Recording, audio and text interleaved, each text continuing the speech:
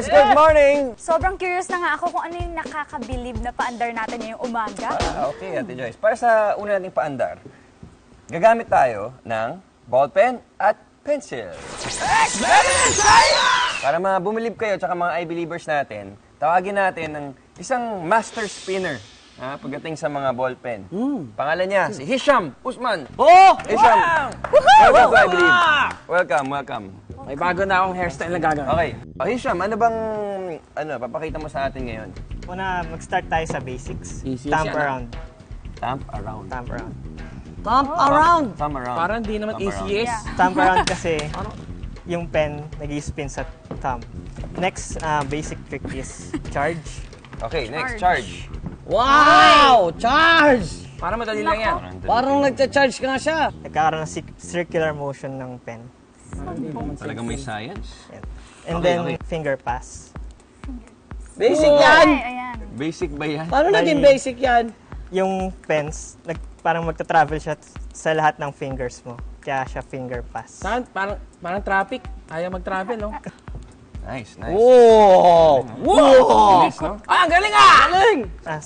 Sa advanced naman, Advance. Sonic variations. Sonic variations. Sonic Meron tayong variations. twisted Sonic. Wow! Wow! Wow! And Yan then, yun. meron tayong spins. Meron tayong palm spin. Pang spin. Ay. Wow! Wow! And meron tayong knuckle spin. Knuckle spin.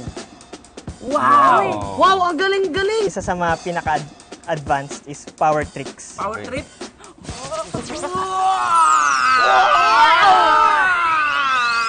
Wow. Power trick!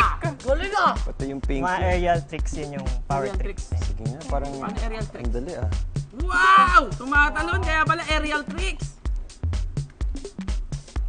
Anong kapangyarihan meron ka? Meron tayong twisted Sonic Bust. Yun yung... Twisted Sonic Blast. Grabe makatawagan ah. Goodness. Bali, nag-start ako mag-pen spin since 2011 din. 2011 5 years pa. na. Ano pa ba yung mga PUP technique ako. dyan para maging isang magaling na pen spinner? Meron ba mga tricks o may mga exercises?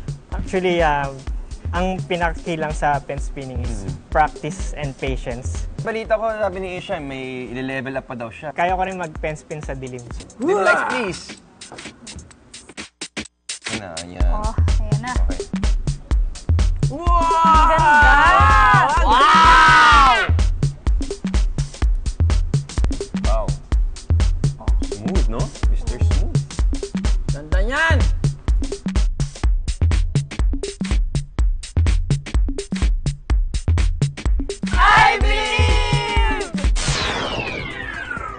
Ang pen spinning ay isang uri ng object manipulation na kailangan ng hand dexterity o ang kakayahan na mag-perform ng physical tasks gamit ang mga kamay.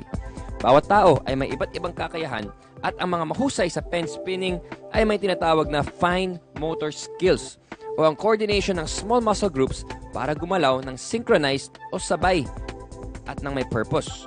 Sa pen spinning, ang mga muscles ng mga daliri ay gumagalaw ng may sinusundang sequence of movements para mapaikot ng mabilis ang ballpen. Ang mga taong mahusay sa pagpapiano, pagdodrawing, pagpipinta at paglalaro ng video games ay sinasabing nag-aangkin ng fine motor skill. I believe.